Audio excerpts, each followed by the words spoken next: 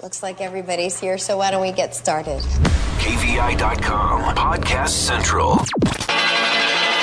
When 3 hours of radio just aren't enough, and there's a lot more inside his mind. This is John Carlson's And Another Thing. He's right.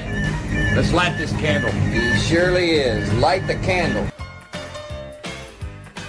It is the Carlson Cast and Another Thing for Thursday, February 13th, 2020. Welcome, everybody. Special program today.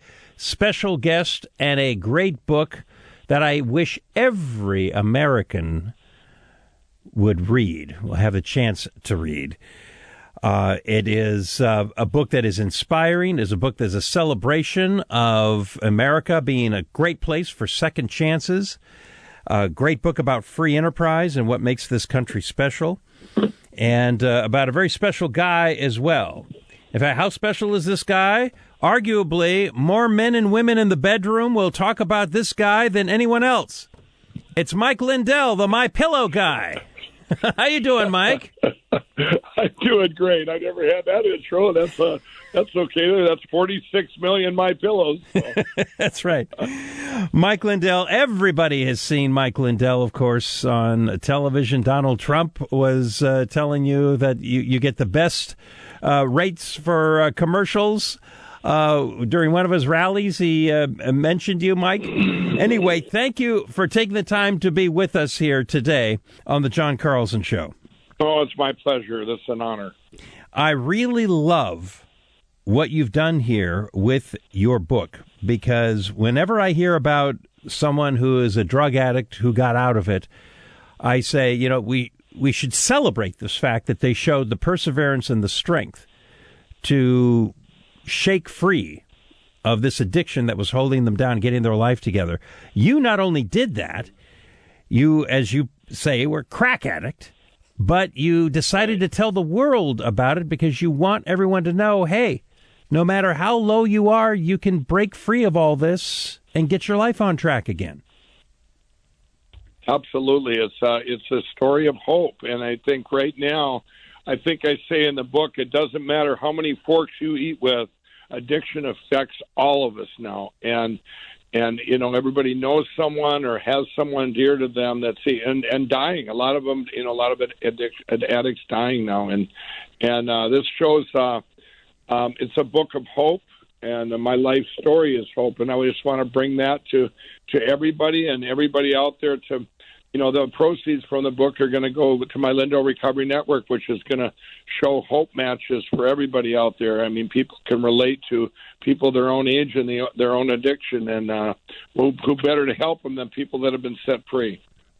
All right. Want to point out to people that MyPillow.com has been incredibly successful. However, you had a lot of failures along the way, like a lot of entrepreneurs. And then, of course, there was the issue of addiction. Mm-hmm. Take us there, Mike. Absolutely.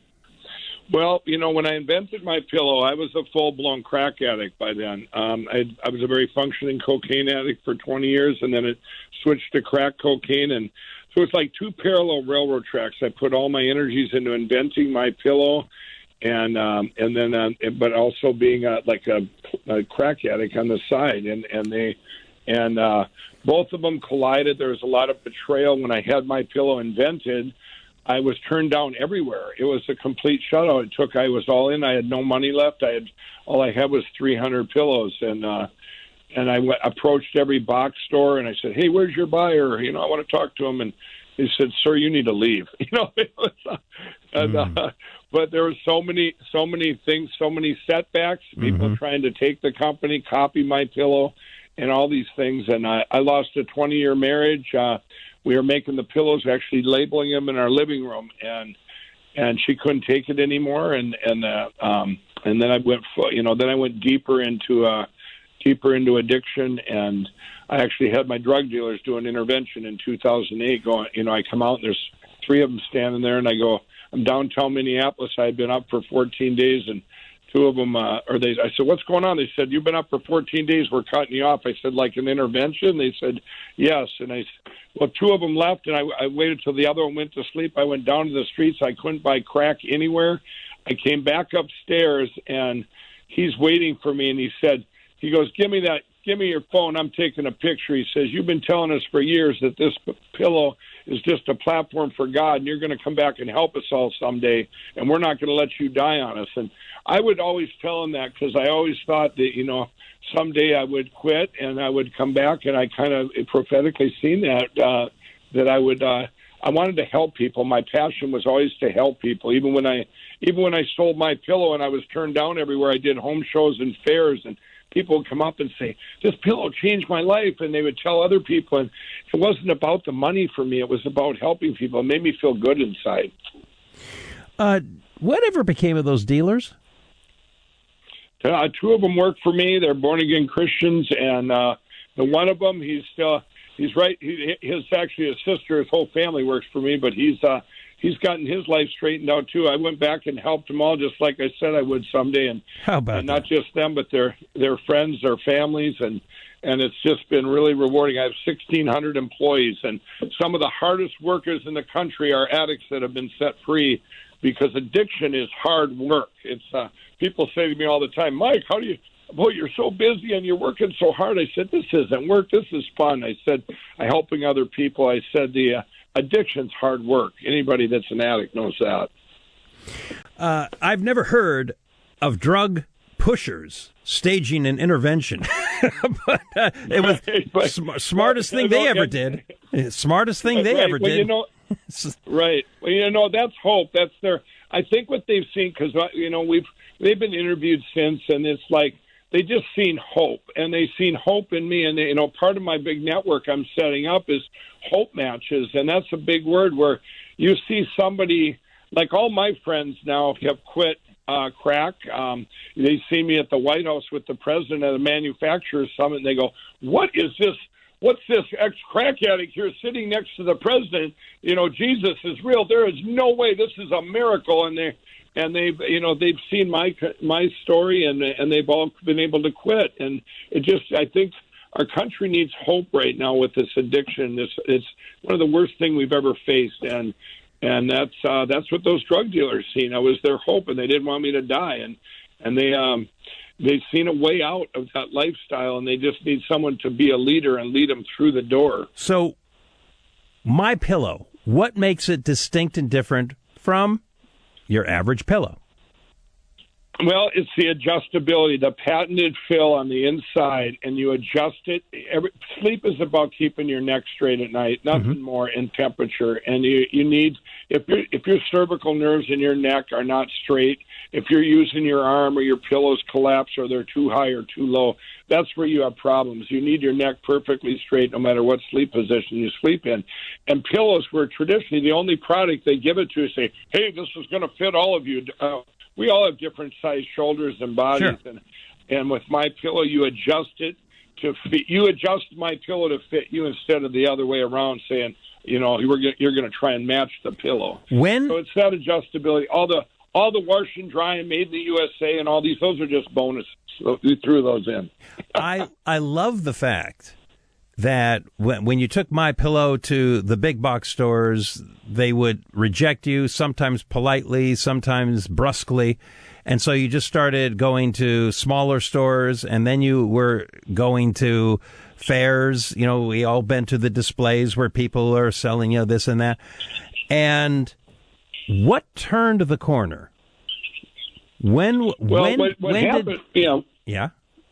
Yeah, here's what happened. I did home shows and fairs. I was turned down at every store, not just some, every store. And someone said, well, Mike, why don't you do a kiosk? I did a kiosk. That didn't work so well. But I ended up doing a home and garden show in Minnesota, and then I did it for 7 years, home shows and fairs. You can really get feedback from your customers, and it's just it's fun going around. I went from town to town, and then in 2011, I said to my friends and family, you know what, if no one's going to take my pillow, why don't we all pool our money? We all pooled our money, every dime we had, and I made an infomercial. And I didn't know half-hour infomercials or commercials are just to brand, and they don't make money directly. And And I had all these naysayers. No, that won't work. You're going to waste your money. And I said, well, I want a real audience, and I want to be in it, and just like I do at the shows. And they said, that'll never work. You need an actor. And, well, we didn't have enough money anyway to do an actor. So hire one, the night before, in August of 2011, when we went to film it in St. Paul, Minnesota, this producer that had flown in from California, we were doing our reads, me and the friend of mine, on our reads for the next day, and he texted the other guy. He said, this is the worst guy I've ever seen. He will never make it on TV. Why did you bring me here? And he says, he's paying for it. What do you care? Well, I went on TV the next day, or went to film it, and I was so afraid, and I couldn't talk, and it took like an hour to do one line. So we took away the teleprompter. I just did it naturally, like made it real and that aired October 7, 2011. I was living in my sister's basement, and I knew it was amazing. And we went from 10 employees to 500 in 40 days. It just exploded. And they said, Mike, you need to be CEO. I go, why do I want to be CEO? Let's just make pillows. He go, we need an HR department. I said, that sounds horrible. And we need a corporate attorney. And that sounds even worse. And we got so big so fast. It was just incredible. But it just showed you the hole in the market, that everybody had the same problems that I had with pillows. I just love this story. And since then, of course, you've got your Giza Dream Sheets, and that's going well, I hear. Yeah, we've got all the three biggest products. My topper, the Giza Dream Sheets, and then the Giza Dream Sheets, since there's no weavers or spinners in the U.S., I had to go outside the country to get the best cotton in the world. But sure. But we don't have any weavers or spinners here. But we're the fulfillment and everything, and I developed these, and it's just been huge, absolutely huge. Because once again, it solves a problem with your Delta sleep, and they're the most amazing sheets. And every time you see a MyPillow commercial, that's not your brand. That either breaks even or makes a little bit, because I want to go directly to the consumers out there. Yeah. And, that was my first and foremost, to bring it right because none of the box stores took me before. Of course they do now, but.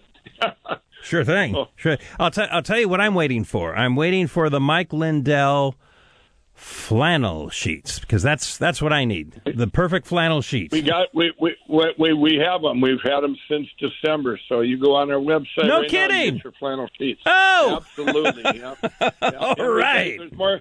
Usually when people ask me for things, I'll reverse engineer them, like our pet beds, the best dog beds in history.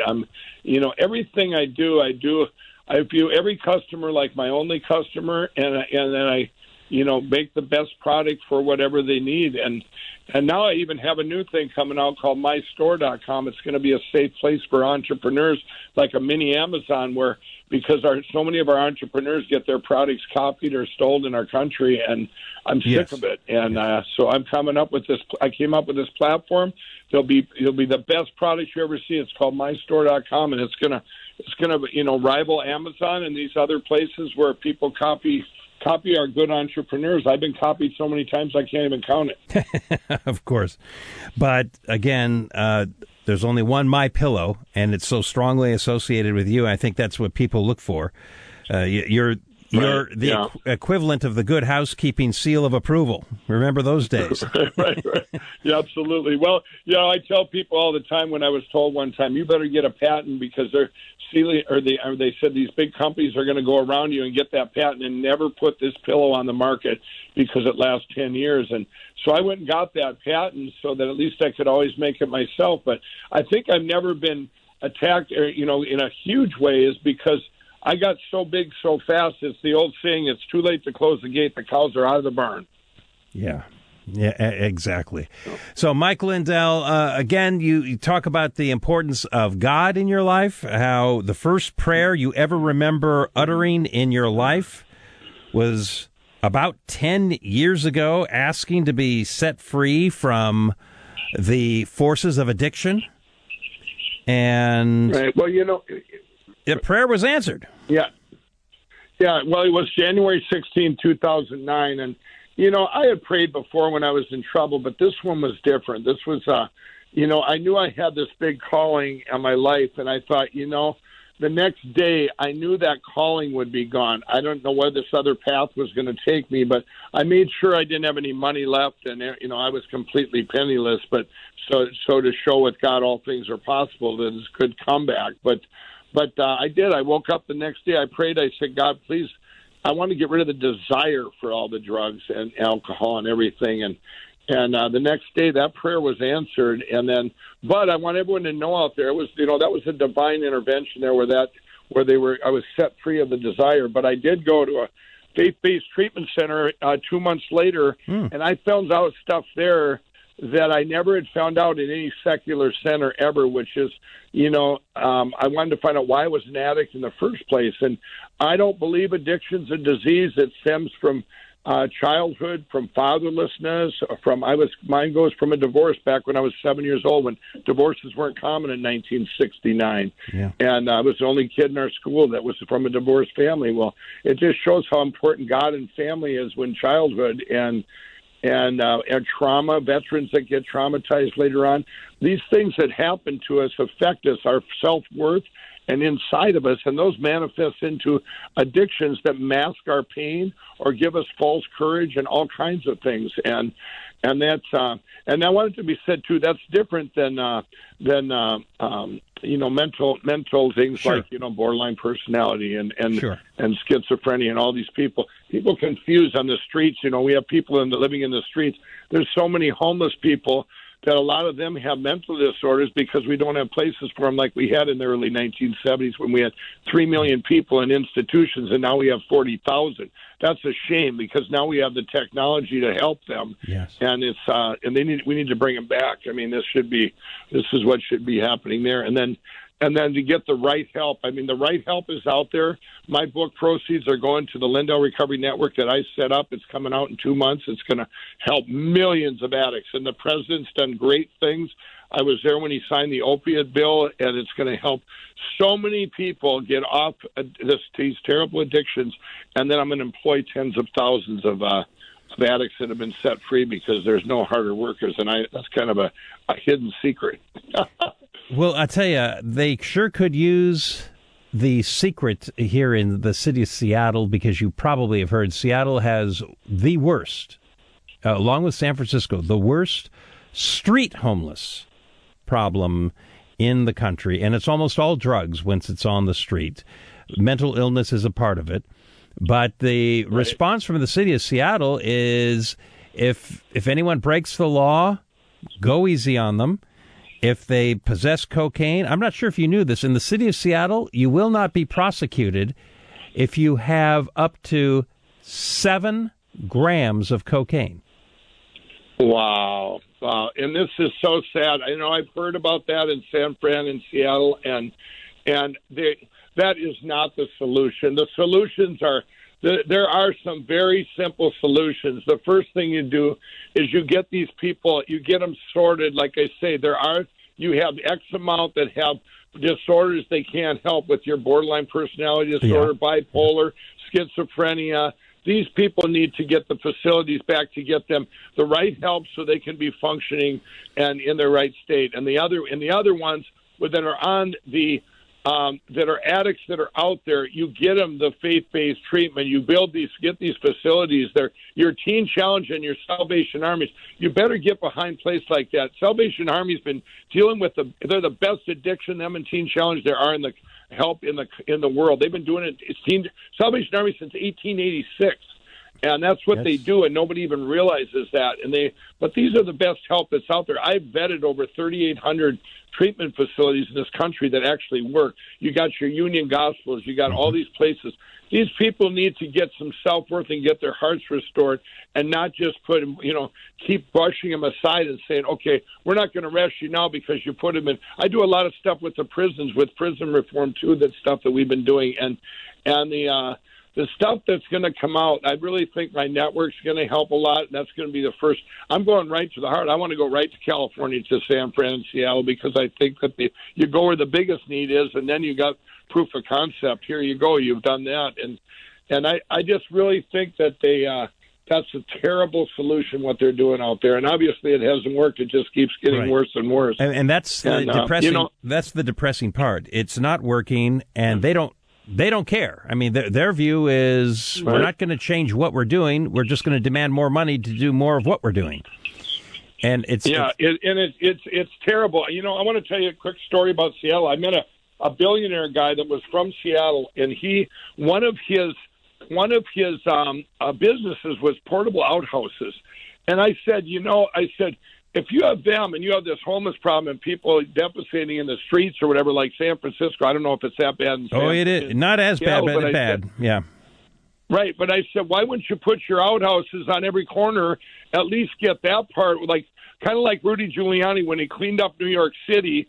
There's a way to do this right, and you got to start with giving them start with some common sense solutions, not just. And he, you know what he said? He goes like that. He says, "Well, you know what?" He said that would just enable them. That's what he said, and I'm going, "Wow, you're worried about an eyesore of a portable outhouse on a corner." So at least they're able to empty them daily, rather than to call out some guy to take a picture of. Hey, we got some poop over here on aisle 5 or on street number 6. That's horrible. That they and then it was horrible his answer. Because I said, with your money, why wouldn't you just do that? At least donate them to the city. And I couldn't believe his answer. It's like out of sight, out of mind, but it's not out of sight anymore, is it? It is not. And I'll tell you something. When you come to Seattle, let me know. We would love to host you.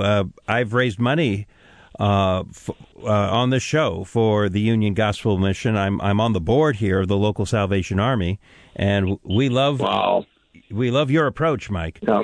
And I'll tell you, they're the best. They're the best. Yes. They're the top 3: Union Gospel, Salvation Army, and Teen Challenge. Nothing better in this country. We should duplicate them. We should multiply them. Put all our federal money and state money into them, and you get this problem solved in no time.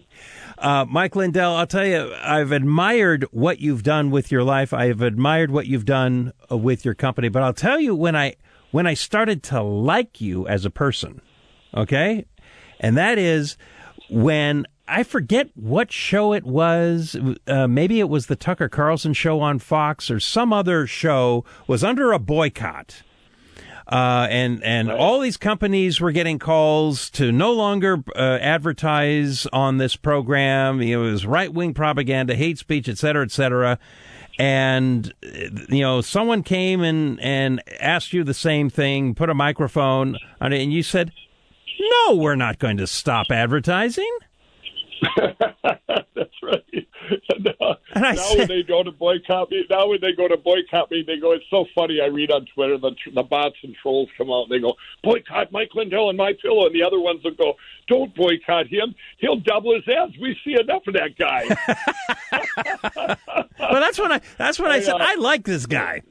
So anyway, it's great talking to you, and I appreciate you taking the time to be with us, and I wish you all the best, personally and professionally, and for these projects that you've undertaken. They really do make a difference. And it's all about not just, making the donations, but it's about making the difference, and you're doing that, Mike. Well, thank you, and thanks for having me on, and God bless you all. And I'd love to come out and visit you when I'm in Seattle, which I get there about once a quarter. Beautiful. Well, the John Carlson Show at KVI Radio would love to host you. We look forward to it. Okay, Mike? All right. Thanks for having me. You got it. It's Mike Lindell, the man behind My Pillow and so much more, joining us here on the Carlson Cast. Get out there, make a difference in someone's life, and let's talk again tomorrow. John Carlson's And Another Thing, when 3 hours of radio just aren't enough. Listen to The Commute with Carlson, weekdays 6 to 9 a.m. on Talk Radio 570, KVI, and every day at KVI.com. KVI.com.